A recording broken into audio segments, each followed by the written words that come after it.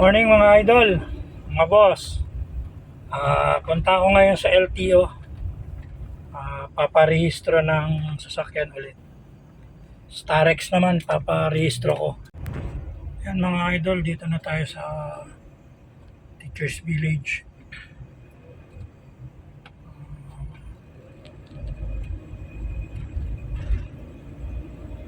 Punta muna tayo sa first step.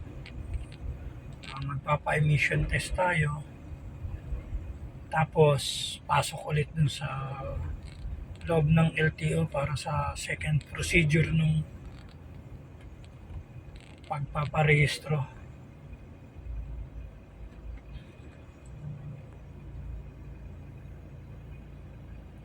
Medyo matraffic dito sa loob ng Teachers Village.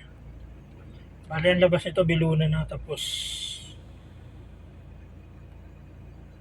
papunta dun sa may emission testing. Nakasalong.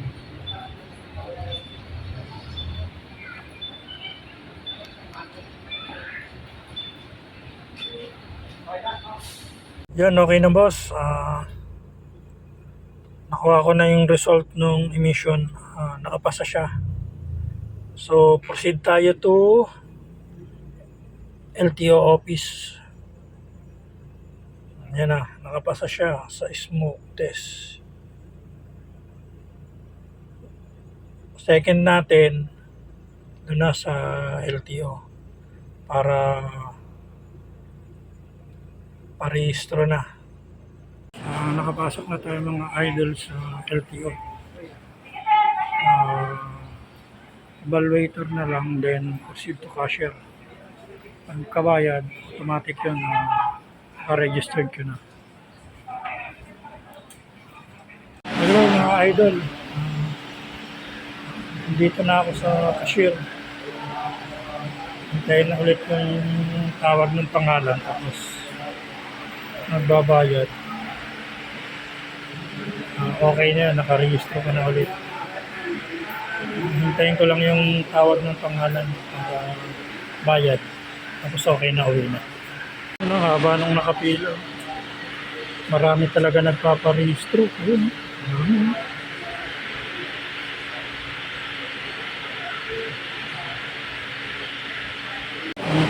Tawag na tayo. Share na ka-share. Naka-share na tayo, natawag na. Bayad na tayo. Bayaran natin 2,410.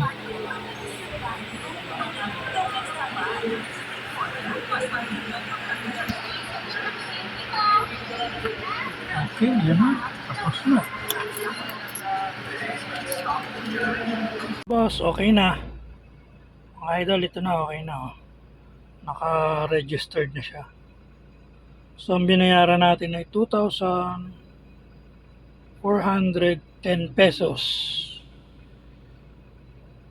for the registration.